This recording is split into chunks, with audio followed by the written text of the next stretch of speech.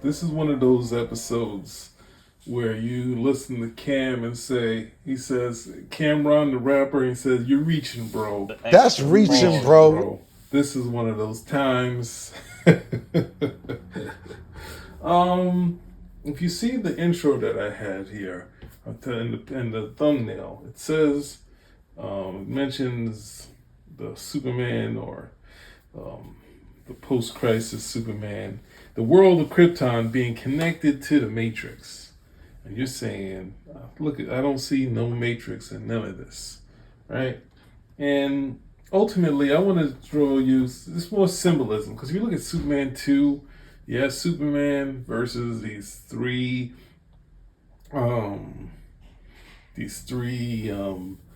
agents, and then there's all the Superman talk.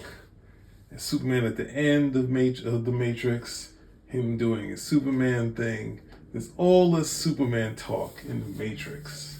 And I was just like, when I was thinking about doing the World of Krypton, because this is a little heavy to be doing a video on, because it's got kind of the, this adventure, sort of Frazetta first issue, and then you got these desolate, sci-fi from the rest of it. So this first issue kind of plays into everything that Mike Mignola would do in his Frazetta period, and this, because he also has I don't know, I'm not sure if Cosmic Odyssey came out yet, but I always go back to this issue here, right?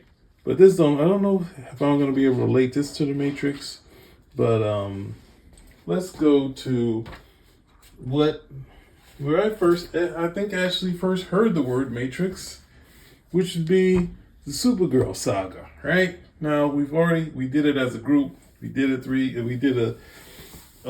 video on this, so I'm not going to get into this, but this story it starts out with a destroyed world like the Matrix, right? And these few people trying to find this one person to save the day. And then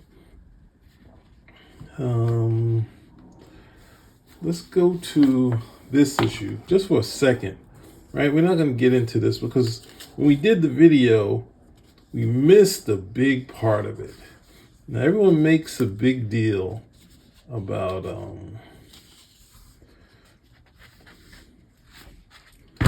you have to go to here, right?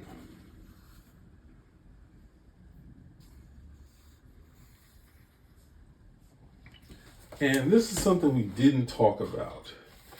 Now, this is key right here, right? Because this character is known as Matrix, right? And one bit we didn't talk about is that in the original story where Luthor loses his hair and supposedly loses his the new life he created, this is the proto matter that he created. And that's a cool bit that never was mentioned in our video. This is where I first heard Matrix, and I was surprised. She's going by Matrix? Like, why would they call her Matrix? That's kind of saying that she's just some sort of organism. But I just want to mention a bit that we never talked about that. But this issue also has, three. So there's symbolism of this destroyed world and these three criminals that have destroyed the world, right? So it's like the agent. So that's as much as I'm going to get into that, I think. Was there anything else I want to make sure before I get to this? Because at some point when you get to see some of this stuff, this issue I was going to do something later with. But, right? So we're going to go this issue some point later. But let's get into this World of Krypton, right? I think from the first issue, you start seeing signs of the Matrix already, right? And you're saying, you're reaching, bro. But, so I want to quickly go through this. We're not going to get into the heavy story because this is very involved. and it's heavy into sci-fi. Now there was World of Krypton before this, and that one kind of had Laura, who's kind of a little more a go-getter in her younger days in the original story, and some of the bits that's in the World of Krypton. This one doesn't really have too much about that. It's actually giving you the World of Krypton, all of the bits in here, right? So it starts off as sort of this, sci-fi adventure type of world, like a Frazetta world that's in the daytime, but a sci-fi one, right? And get this nice shot. I think I have the graphic novel. I'm not sure. Sorry, I'm walking away from the camera.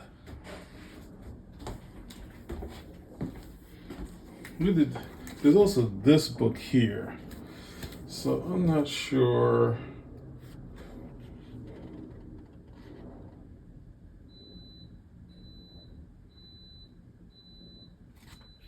This is later, so I think Mignola became just a fan of his peers, and Byrne being one of them. And Mignola said that Byrne would give him plots over the phone. Mignola, of course, is known from his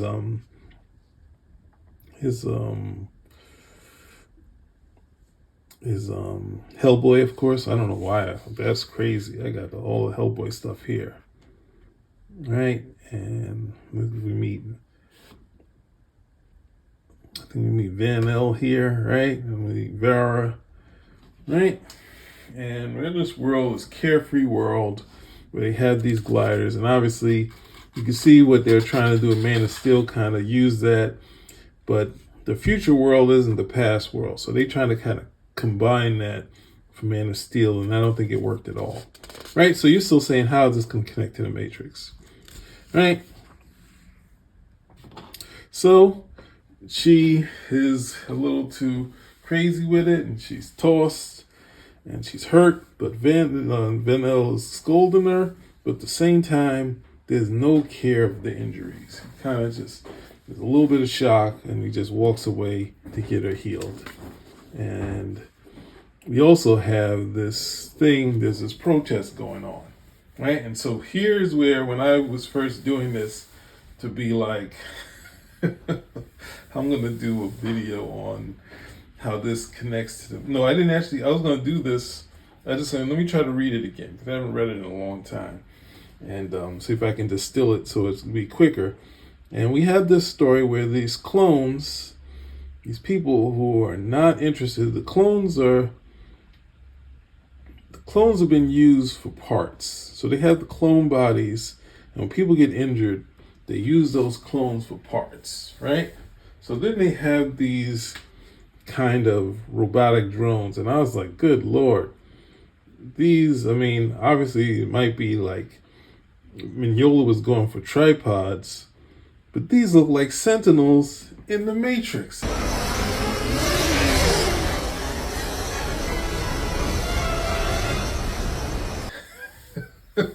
It's like, that's just a coincidence. It must be some sci-fi thing that I don't know about that's probably everyone's used and everybody's using. Because the Matrix uses a lot of things. There's a lot of Bruce Lee in it.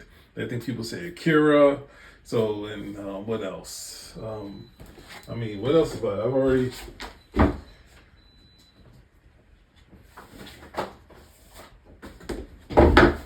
I've already drawn a connection to the Matrix from the X-Men. They're in this idyllic world where they can imagine anything and do whatever they want. You see her, she needs something to eat, she imagines it, that sort of thing. And they have an awakening where they're actually a real world that's very shocking to them. So even the X-Men has some Matrix in it. Well, this one's a little closer. I almost want to forget this. But the Matrix has a lot of stuff that's similar. I think people say the Invisibles, but I'd have to see that to make sure. I guess because of when they're walking around and being cool, that sort of thing. But anyway, we run into Kanzi, right? Kanzi is upset, and he's looking at something that these same sort of like these drones, these sentinel-like drones. And this is an interesting aspect of AI, right? So I'm going to kind of jump forward, right? Because they have AI here. We're talking about AI. And the AI is just totally in service of the people. I know we have Isaac Asimov, who has the, robot, iRobot story. But from this early period, and this is like, I think, centuries, to the period here, the AI hasn't gone mad yet. But, you can, I think the animated cartoon had who was it? Brainiac take over. But it's interesting that the AI here has never, that's a correlation that hasn't happened. The AI hasn't destroyed Krypton, right? Where I think even in the Matrix, the humans took out the sky, which is kind of, that's going to lead to my other Matrix bit, but we'll get to that later. This is going to look at, it's like 10 minutes in, right? So he's in the same place where she's getting these spare parts put in, and he finds out something terrible and runs off, right? So we see Var, she's healed, and this is a big day for Van now. He's having this big thing, and look at all these Sentinels. Look at these things. I was like, what the hell? And I wasn't ready. I hadn't put it all together because I wasn't really going that far, right? And then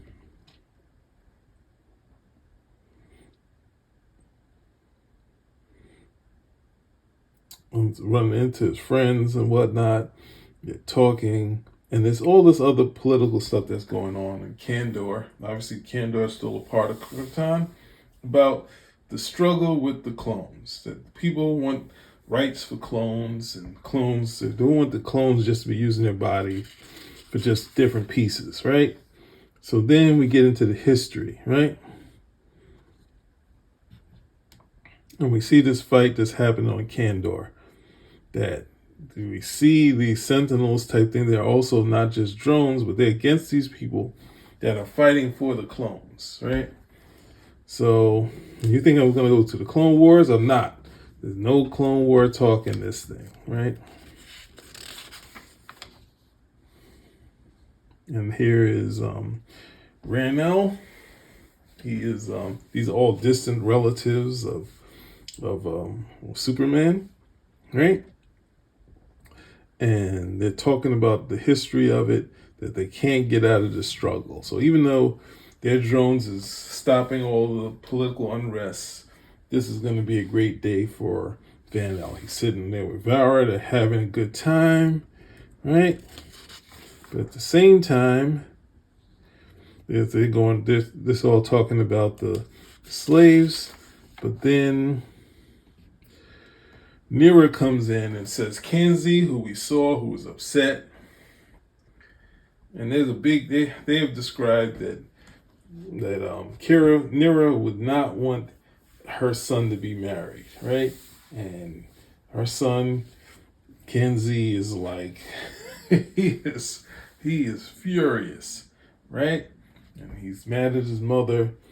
He attacks her, pulls a gun out on her, calls her a betrayer, and he commits matricide. He kills his mother, but right when he tries to kill himself, they stop him. Van L stops him, and he wants to die, right? So then we have them with these type of drones that are going through what's happened, what's going on. And this is where I was like, wait a second.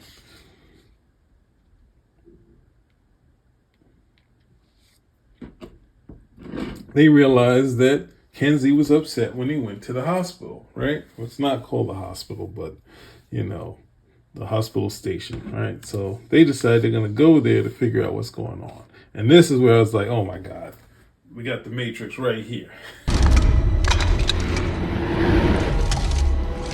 There are fields near, endless fields, where human beings are no longer born.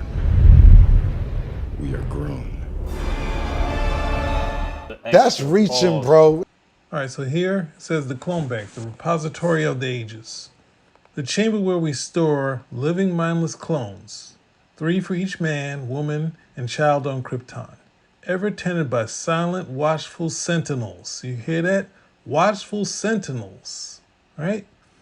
Maintained in perfect physical condition, sleeping their dreamless sleep until some limb or organ is needed to repair the matrix of their cells.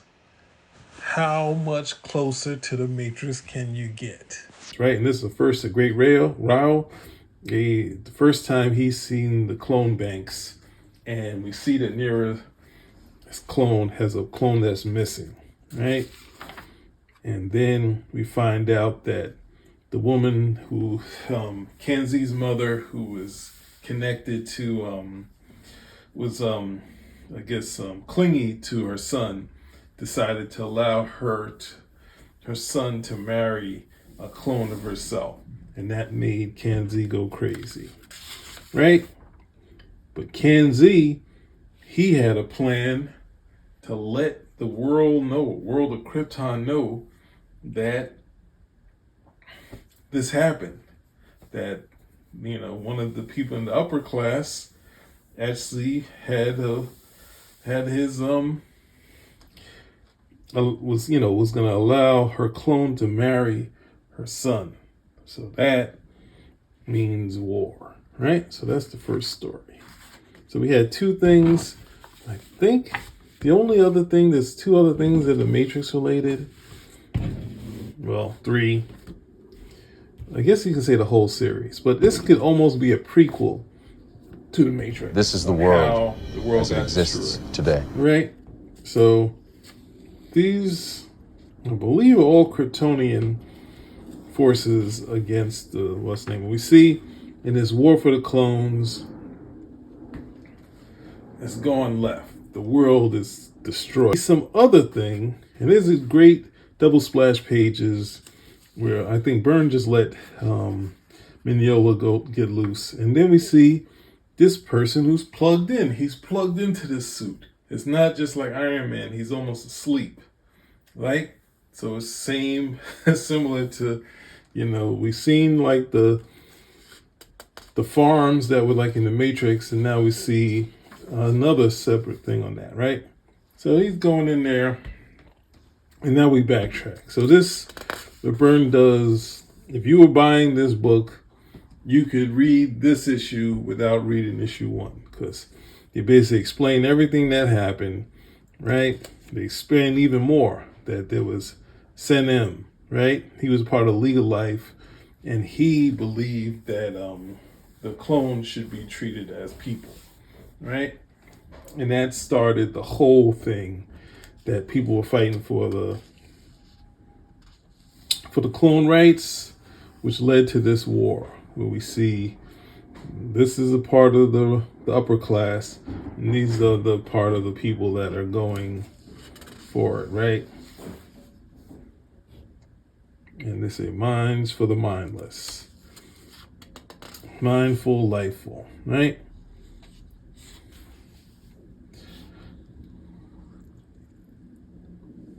And at this point, they just get the word that Kandor was destroyed, right?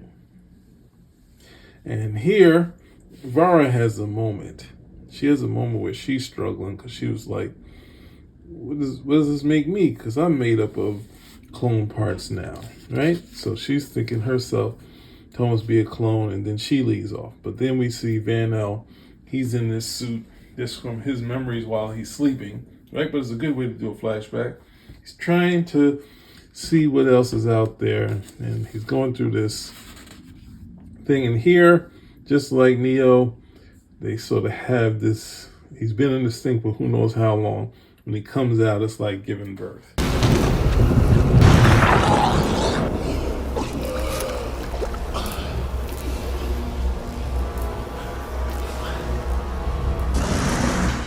He can't speak. He's slowly been able to walk, but then he gets stopped, right? So when he runs into these people that are war-torn, he can't say anything, right? So they kind of help him out, even though he's a mess right now. He can't speak. And then we have these Kryptonian warriors that come in, and then they kind of take apart all these people that are here, right?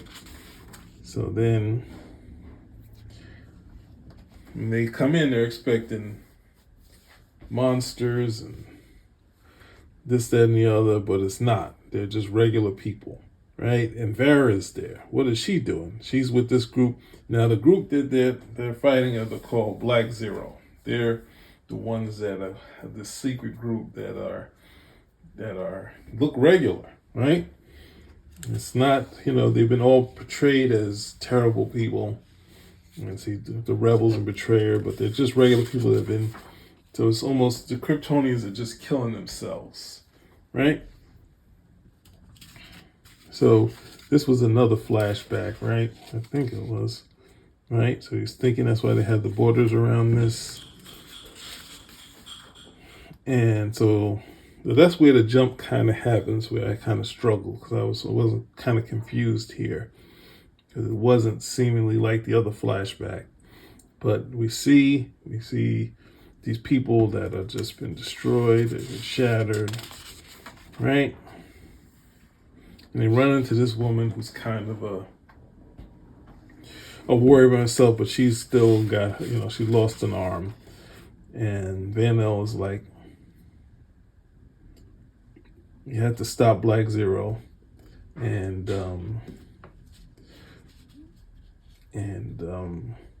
they find a way they can repair Krypton after this, right? So, wow, that one went quick. So maybe the flashback. So at this point, Jor-El shows up, right? So Jor-El shows up. So you see, kind of jump forward, jump back. I guess kind of like a Tarantino type thing, right? So we have the Krypton that was in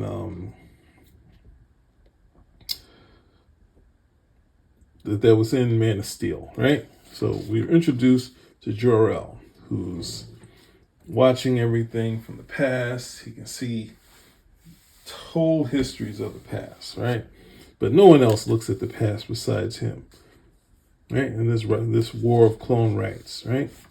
So I'm pretty sure.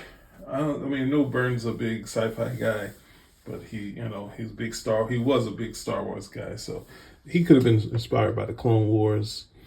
But he came up with a good story for Clone Wars, right? So when we had the AI, they don't look like, I don't think, anything in the Matrix. You can correct me if I'm wrong, but the AI hasn't gone bad, right? So Jor-El now is the one looking at it. We get this flashback. They go through the whole thing, minds for the mindless, leading to that. And they're just like, come on, Jor-El, stop watching this old stuff with what's the name? We got stuff for you to do, right? And Jor-El's kind of unorthodox, but they still kind of respect him. So he leaves. They leave. He does his thing, meeting, I think it's Laura's. You talk about him, being connected to Laura, right? So they make it official. And then he goes back to watching this stuff and says, valor on both sides. And then we see them go through. Everyone they run into is not terrible, right? We've yet to see anyone that's let's say, curse them for being senseless martyrs. And they're now rounding up everyone's left, right? So they have a moment, and she kind of lets, and this is a lot of time has happened since the first issue. She lets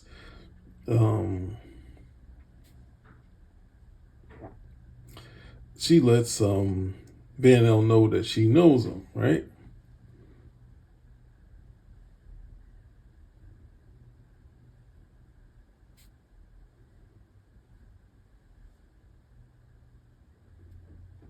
Right, so here they run into this thing, and it's sort of vague, and they're not sure what it is.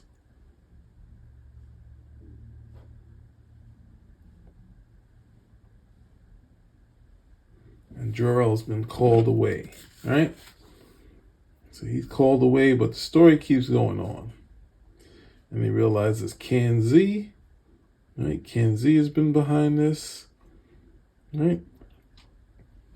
And we see him, he's a much weathered version of himself also, right? And he's planning to bring the end to everything, right? And he doesn't want, because they've been reusing bodies, he calls them cannibals, right? And then to changing them to a race of cyborgs. And then he realized that his friend was a part of Black Zero. The person that he's been working with is now part of Black Zero. But at the same time, this character has already set off this bomb. Right? And Jor-El isn't here to see this, right? And it's going off. But Van-El realizes he can do something to stop it. So it goes out, he gets back into it. He's connected. He helps destroy it before it destroys all of Krypton. And here's where we get the thing that looks more like the Matrix.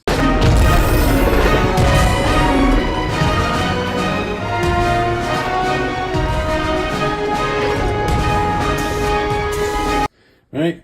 But they're just more. They're not fighter androids. They're just androids that kind of suits that kind of allow them to travel through what's the name. And they look, and Van-El has his own kids. So one of the things that I think this is Mignola in his early start, so you don't get to see visually how all these characters are a lot older. And Van-El was superficial enough to not realize that his war-torn friend was actually Vara, right? And his kids are like, "Who, you know this woman?" He said, "In a different reality, that might have been your mother." Right? So, and this part here is a little crazy. So, the meeting is going.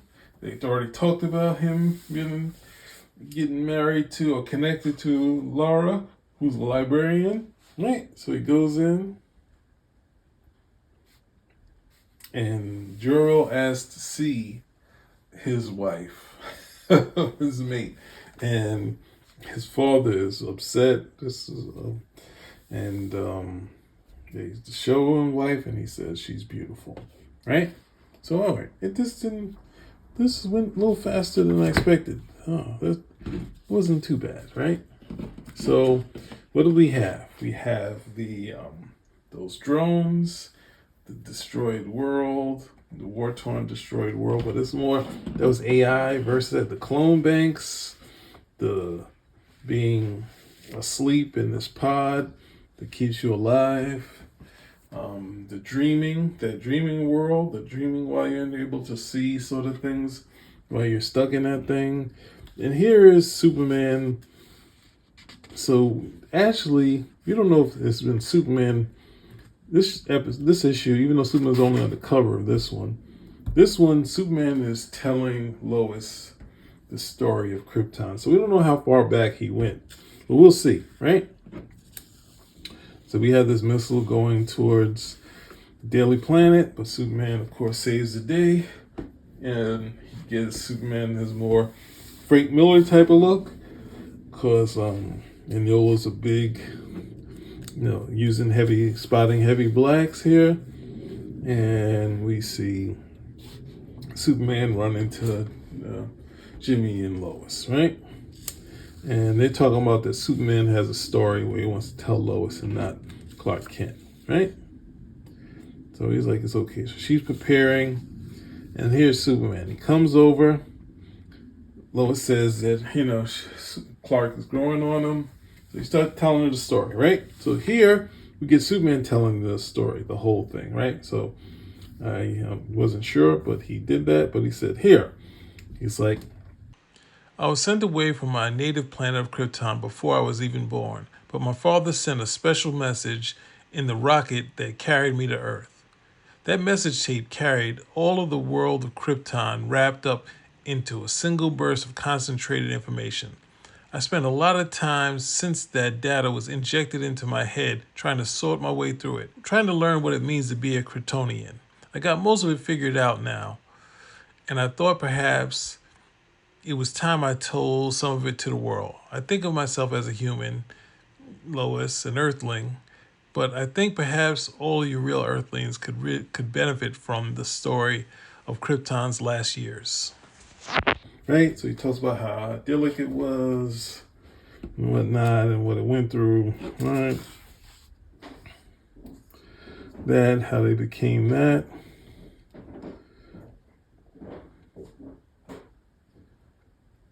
So it was interesting that Superman had wanted to, learn the ways of Krypton, right? So he sort through it. It wasn't like it was lost, right? And we see the babies, like that scene that was kind of in the Matrix. We see what babies at gestation chamber. So that was the other thing. I don't have Man of Steel with me, surprisingly. But the gestation chamber, we're going to have that scene in here too, right? So he sees Laurence, young librarian. He's happy to see her.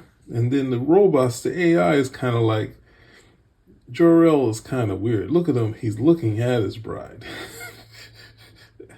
Even that's okay to do in this society, but it's kind of weird, right? So he's going out.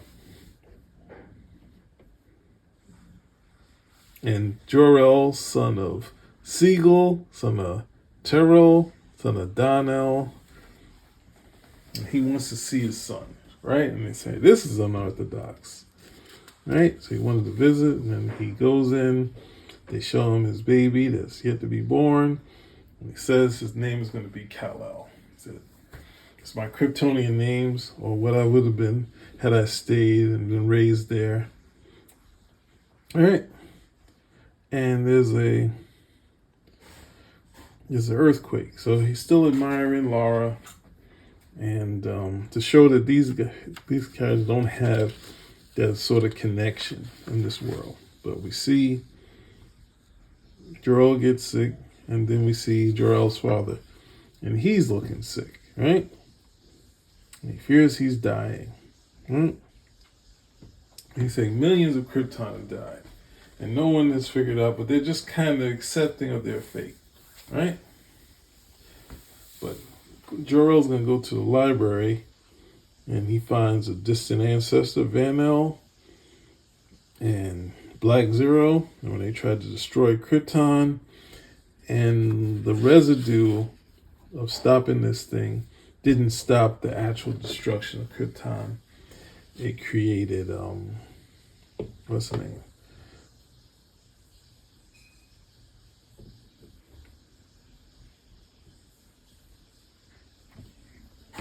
So he asked for his kid to go be sent to, no, he wants to go where Black Zero happened. So he's going to test it out. He goes for confirmation to see, and he's going right into the heart of it. And he realizes, and this is what happened in the first part of Man of Steel when he came back. He'd come back from them, but he asked for his son to be there. And it's, this way, because Superman says he's not born yet. So we have,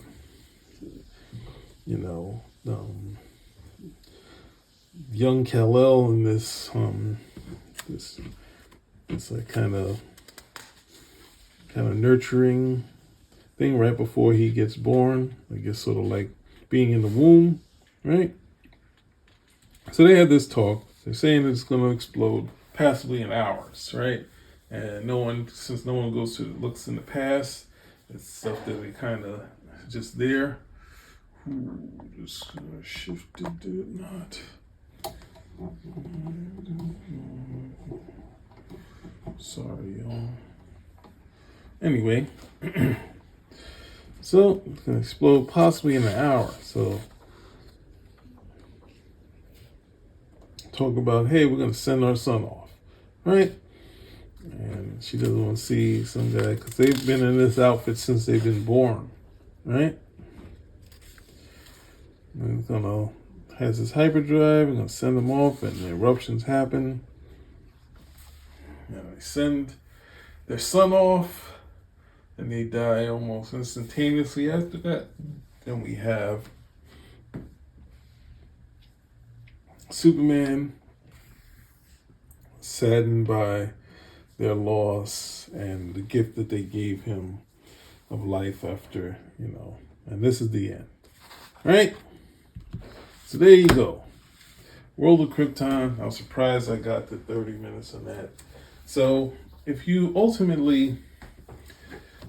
at, I think the original series, and I guess the Silver Age, Krypton, like Superman was engaged to some woman that looked like Supergirl.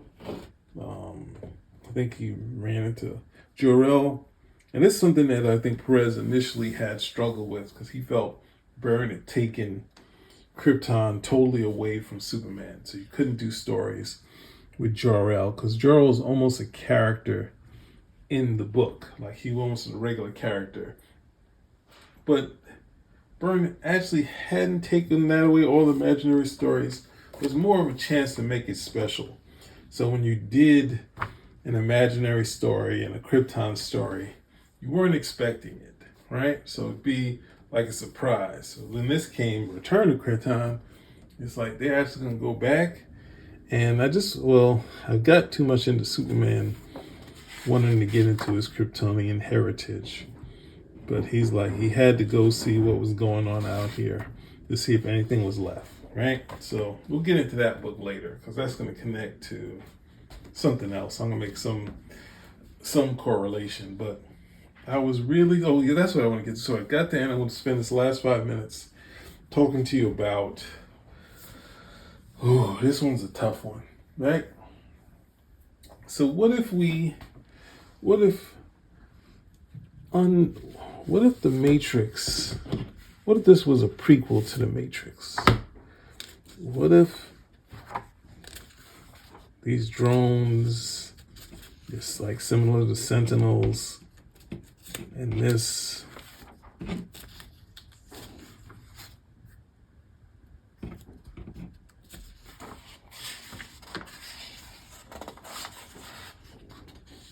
clone banks. This says a lot to what's being said into the Matrix, right? Because we say there's a farm where humans are grown, right? So the first thing is like Neo is awakened. Mankind, we don't know how long mankind has been knocked out and in a slumber.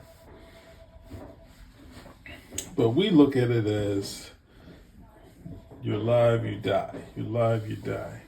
And then in the second Matrix, we got the symbolism of clones. We got 3 million Agent Smiths. We got Neo, who then says, we had the architect who says, Neo has come back 5 times, right? So someone has lived, I guess, 20 years, or what, Neo's in the 30s, like 30 years, and then he's come and attacked the machines and the programs, and then it's all started over again, this cycle. So in my mind, it felt like when I was thinking of this, that they were trying to say clones, but they know once you say clone, people don't think it's real. Like then they think, oh, I can't believe it. But they showed 3 million Neos on the screen, even though they listed there's 5. And then they do the revolution, where it just starts over. You haven't answered my question. Quite right. Interesting. That was quicker than the others. Others? How many? Others? What? Answer me. The Matrix is older than you know. I prefer counting from the emergence of one integral anomaly to the emergence of the next, in which case this is the 6th version. 5 ones before me. There are only 2 possible explanations. There were 5 ones before me. Either no one told me, or no one knows. Precisely. Kind of like what they were describing in what's the name, in Reloaded. So they've only hinted that Revolutions was clones, but what if the whole thing is clones? What if the whole, what if the people on humankind in destroying the light, trying to take out the world, have kind of put that the machines decided to grow humans when mankind died out, because we can't survive without the sun either. We died out, and the machines decided to make clones of humans or whatever was left, and then they just kept feeding the next one to the next one. So that's my last bit. But it'd be interesting to see if this was, I don't know. I don't know if the Wachowskis had any interest in Man of Steel or Superman, but this stuff, and I don't know if this stuff is just your common fare for sci-fi stuff. It could be common fare and they've read the same books as Byrne, but ultimately I saw a lot of symbolism in that. And it's also interesting to say, so Byrne, if you look at his track record with Krypton, there's the first issue, of course, where Krypton dies. There's issue 6, where he runs into Jor-El, which is a regular thing. You have World of Krypton, which gives you the history. And then we have Return to Krypton, which is like 6. What's that? No, it's like 4 stories. Sorry, I jumped into 6. Wow.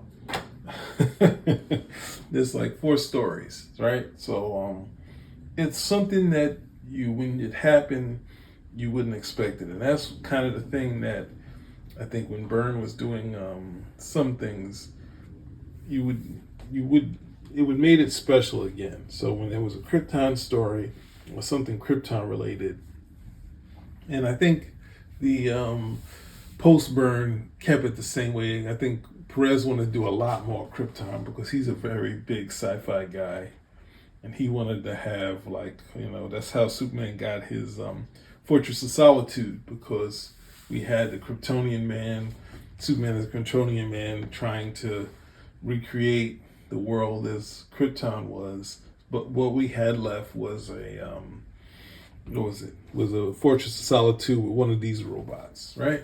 So there you go. I did it. I really thought this was going to be a 2-hour one, but it's a story that went kind of quickly. Same when I read it, so it's like there's only one, as I said, confusing part when he comes out of the thing, and then there's a flashback, and I don't think it was really that clear, but that was Mignola in his early days. So anyway, spin rack out.